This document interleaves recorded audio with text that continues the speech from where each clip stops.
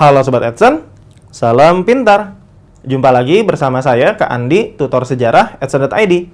Kali ini, kita akan membahas materi tentang masa pendudukan Jepang di Indonesia. Yuk, saksikan bareng-bareng.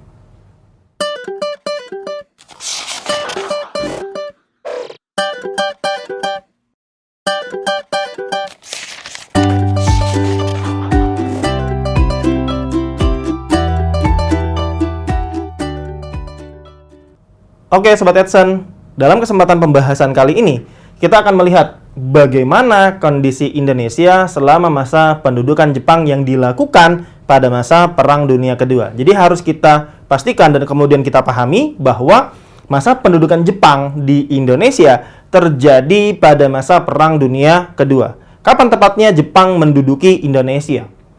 Jepang menduduki Indonesia selama kurang lebih 3 tahun. Mulai tahun 1942 sampai dengan tahun 1945. Kenapa kemudian tahun 1942 menjadi titik awal masa pendudukan Jepang? Kita tahu bahwa tahun 1942 ditandatangani sebuah perjanjian penyerahan wilayah Hindia Belanda dari tangan Belanda kepada Jepang, yang kemudian kita tahu bernama Kapitulasi Kalijati. Nah, jadi Kapitulasi Kalijati menjadi penanda penyerahan wilayah Hindia Belanda dari tangan Belanda kepada Jepang. Lantas kenapa 1945 menjadi penanda berakhirnya masa pendudukan Jepang di Indonesia? Karena tahun 1945 ditandai dengan menyerahnya Jepang tanpa syarat kepada sekutu.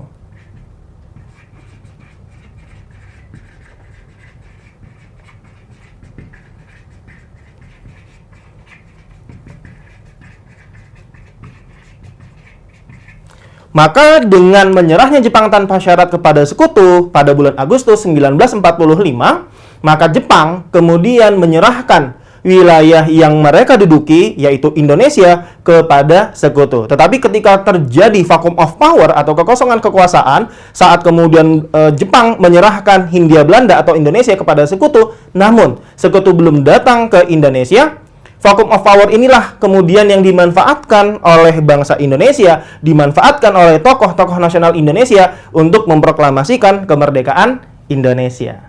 Jadi, yang harus ditekankan dan harus dipahami oleh Sobat Edson sekalian, bahwa masa pendudukan Jepang dimulai sejak tahun 1942 dan berakhir pada tahun 1945. Nah, Sobat Edson, sekarang kita lihat apa yang menjadi latar belakang yang mengakibatkan tindakan Jepang menduduki kawasan Indonesia.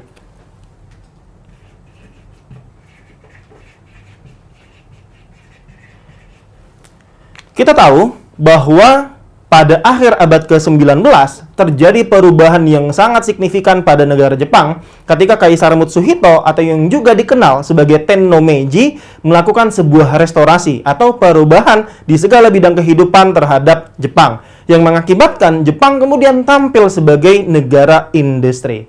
Dalam perkembangannya, Jepang yang berubah menjadi negara industri lama-kelamaan tampil sebagai negara imperialis. Kenapa? Karena sebagai sebuah negara industri, tentunya Jepang membutuhkan banyak sumber daya mentah untuk mendukung perkembangannya sebagai negara industri. Oleh karena itulah kemudian pada akhir abad ke-19, Jepang kemudian berperang menghadapi Tiongkok untuk memperebutkan kawasan semenanjung Korea. Kemudian pada awal abad ke-20 terjadi perang pula antara Jepang menghadapi Rusia yang berhasil dimenangkan oleh Jepang dalam perang yang berlangsung tahun 1904 sampai 1905.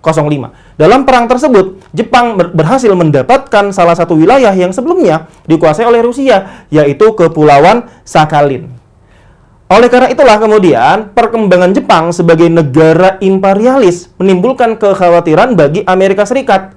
Oleh karena itu pula lah Amerika Serikat beserta dengan 3 negara lainnya, yaitu Belanda, Inggris, dan Australia, membentuk apa yang kemudian kita kenal sebagai ABDACOM, American, British, Dutch, Australian Command. Tujuannya apa? Tujuannya adalah untuk menghindari dan mempersiapkan kemungkinan serangan yang akan dilakukan oleh Jepang terhadap wilayah-wilayah yang dikuasai, diduduki oleh keempat negara tersebut.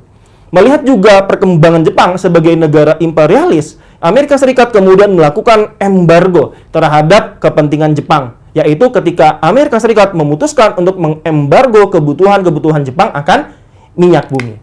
Maka tindakan Amerika Serikat yang mengembargo Jepang terkait dengan minyak bumi yang menjadi landasan Jepang untuk menyerang kedudukan Amerika Serikat, kedudukan pangkalan militer Amerika Serikat di Pearl Harbor pada tanggal 7 Desember 1941. Di sini kita bisa melihat bahwa alasan penyerangan yang dilakukan oleh Jepang terhadap pangkalan militer Amerika Serikat di Pearl Harbor pada tanggal 7 Desember 1941 adalah buah dari tindakan Amerika Serikat yang mengembargo Jepang terkait dengan minyak bumi.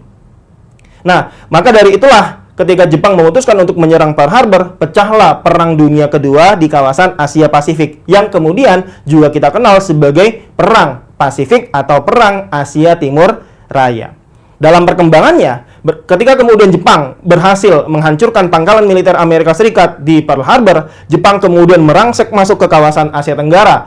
Pada bulan Desember, Jepang kemudian berhasil menduduki kawasan Filipina, lantas juga menduduki kawasan Asia Tenggara daratan, dan tinggal menunggu waktu sampai kemudian wilayah kepulauan Indonesia kemudian diduduki oleh Jepang. Dalam perkembangannya, kita sama-sama mengetahui bahwa pada bulan Januari 1942, hanya 1 bulan setelah keberhasilan Jepang menyerang pangkalan militer Amerika Serikat di Pearl Harbor, Jepang kemudian masuk ke Indonesia. Tepatnya kemana?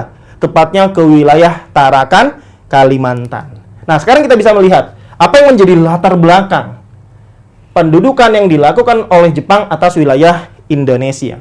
Yang pertama disebabkan karena kebutuhan Jepang terkait minyak bumi. Kita tahu bahwa dalam kondisi perang, Jepang membutuhkan ketersediaan minyak bumi untuk mendukung industri perangnya. Maka dengan menguasai wilayah Indonesia yang memang dikenal sebagai daerah penghasil minyak bumi, maka langkah yang dilakukan oleh Jepang kemudian dengan cara menyerang wilayah Pulau Kalimantan yang memang dikenal sebagai daerah penghasil minyak bumi. Maka latar belakang yang pertama adalah kebutuhan Jepang akan ketersediaan minyak bumi yang dapat mendukung kepentingan perangnya. Yang kedua adalah untuk mendapatkan dukungan dari bangsa Indonesia.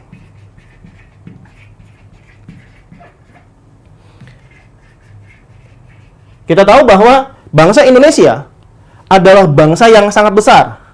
Ada puluhan juta orang yang kemudian menjadi bagian dari bangsa Indonesia. Dalam pandangan Jepang, apabila Jepang berhasil mendapatkan dukungan dari bangsa Indonesia, maka Jepang memiliki harapan untuk dapat memenangkan Perang Dunia Kedua. Oleh karena itulah, ketika Jepang kemudian menduduki Indonesia, Jepang kemudian menganggap dirinya sebagai saudara tua bangsa Indonesia yang datang untuk menyelamatkan Indonesia, membebaskan Indonesia dari penjajahan yang dilakukan oleh Belanda. Oleh karena itu pula lah, ketika Jepang kemudian masuk ke Indonesia, Jepang mendapatkan sambutan hangat dari bangsa Indonesia yang menganggap bahwa Jepang memang betul-betul adalah pembebas bangsa Indonesia. Maka latar belakang yang kedua adalah untuk mendapatkan dukungan dari bangsa Indonesia. Kita kemudian juga nanti dapat melihat bahwa dukungan yang diberikan oleh bangsa Indonesia pada awal kedatangan Jepang bukan hanya dilakukan oleh rakyat biasa, melainkan juga dilakukan oleh tokoh-tokoh pergerakan nasional Indonesia. Sebagai contoh adalah Soekarno dan Muhammad Hatta. Kita tahu bahwa Soekarno-Hatta adalah tokoh yang kemudian bersikap keras terhadap penjajahan yang dilakukan oleh Belanda. Tampak ketika kemudian Soekarno membacakan pleidoynya yang berjudul Indonesia Menggugat di dalam Pengadilan Negeri Bandung pada saat Soekarno diadili oleh pemerintah kolonial Hindia Belanda. Tetapi pada masa pendudukan Jepang, kita tahu bahwa Soekarno pernah terlibat sebagai salah satu pimpinan di dalam organisasi yang dibentuk oleh Jepang, yaitu PUTERA, Pusat Tenaga Rakyat, bersama dengan 3 orang tokoh nasional lainnya, yaitu Muhammad Hatta, Kiai Haji Mas Mansur, dan Ki Hajar Dewantara. Sobat Edson, tadi telah disebutkan bahwa 1 bulan setelah Jepang menyerang pangkalan militer Amerika Serikat di Pearl Harbor pada tanggal 7 Desember 1941, pada bulan Januari 1942, Jepang akhirnya datang ke Indonesia. Daerah mana yang kemudian didatangi pertama kali oleh Jepang di Indonesia? Bukan Jawa, bukan Sumatera, melainkan Kalimantan.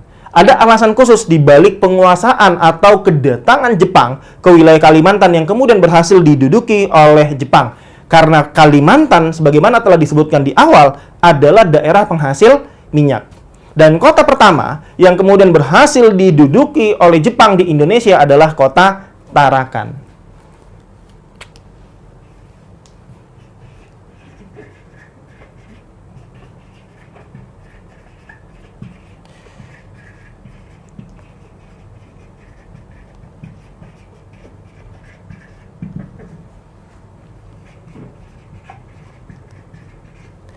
Tarakan berhasil dikuasai oleh Jepang sekitar tanggal 11 Januari 1942. Dengan keberhasilan Jepang menduduki kota Tarakan, maka kota-kota lain yang ada di Pulau Kalimantan kemudian menyusul dikuasai oleh Jepang. Secara berturut-turut, kota-kota di Kalimantan yang berhasil dikuasai oleh Jepang selain Tarakan adalah Balikpapan. Kita tahu bahwa Balikpapan juga merupakan kota penghasil minyak yang terdapat di Pulau Kalimantan. Kemudian Pontianak, kemudian Samarinda, dan Banjarmasin. Ini merupakan kota-kota yang berhasil diduduki oleh Jepang di Pulau Kalimantan. Setelah berhasil menduduki Kalimantan, Jepang tidak langsung masuk ke wilayah Pulau Jawa, melainkan terlebih dahulu menduduki wilayah Sumatera. Kenapa? Karena di Sumatera terdapat satu kota penghasil minyak yang kemudian kita tahu adalah Palembang. Maka setelah berhasil mengamankan Kalimantan, Jepang kemudian menuju Sumatera. Sumatera kemudian berhasil dikuasai oleh Jepang. Maka keberhasilan Jepang menguasai Kalimantan dan Sumatera mengakibatkan wilayah Pulau Jawa kemudian menjadi terbuka bagi pasukan Jepang. Pada akhir bulan Februari tahun 1942 terjadi pertempuran hebat antara pasukan Jepang menghadapi pasukan Belanda yang kemudian dikenal sebagai Pertempuran Laut Jawa atau The Battle of Java Sea. Dalam perkembangannya, setelah berhasil menguasai wilayah Kalimantan dan Sumatera, Jepang kemudian memasuki wilayah Pulau Jawa. Setidaknya ada 3 tempat di Pulau Jawa yang kemudian dimasuki oleh pasukan Jepang. Yang pertama adalah daerah Teluk Banten, kemudian daerah Eretan Wetan. Ini merupakan salah satu daerah yang terdapat di Indramayu, dan satu lagi adalah Kragan, yang merupakan bagian dari wilayah Rembang. 3 daerah inilah yang kemudian dimasuki pertama kali oleh pasukan Jepang di wilayah Pulau Jawa. Keberhasilan pasukan Jepang memasuki Teluk Banten, Eretan Wetan, dan Kragan mengakibatkan pasukan Belanda dan pemerintahan kolonial Hindia Belanda semakin terdesak. Akibatnya jelas. Akibatnya adalah pada tanggal 8 Maret 1942, Belanda menyatakan menyerah kepada Jepang dan kemudian menandatangani perjanjian di antara kedua belah pihak yang kita kenal sebagai kapitulasi Kalijati. Oke, jadi pada tanggal 8 Maret 1942 ditandatangani kesepakatan yang kemudian kita kenal dengan nama kapitulasi Kalijati. Kalijati merupakan satu daerah yang terdapat di wilayah Subang sekarang. Siapa yang kemudian mewakili pihak-pihak antara Belanda maupun Jepang? Belanda kemudian diwakili oleh salah seorang perwira militernya, yaitu Letnan Jenderal Ter Porten. Sementara Jepang kemudian diwakili oleh Hitoshi Imamura. Belanda diwakili oleh Letnan Jenderal Ter Porten, sementara Jepang diwakili oleh Jenderal Hitoshi Imamura. Maka dengan penandatanganan kapitulasi Kalijati di Subang pada tanggal 8 Maret 1942, maka berakhirlah kemudian kekuasaan Hindia Belanda atau pemerintah kolonial Hindia Belanda atas Indonesia, dan wilayah Indonesia kemudian diserahkan kepada Jepang. Jadi kita bisa melihat bahwa hasil dari kapitulasi Kalijati adalah penyerahan wilayah Hindia Belanda atau Indonesia kepada Jepang.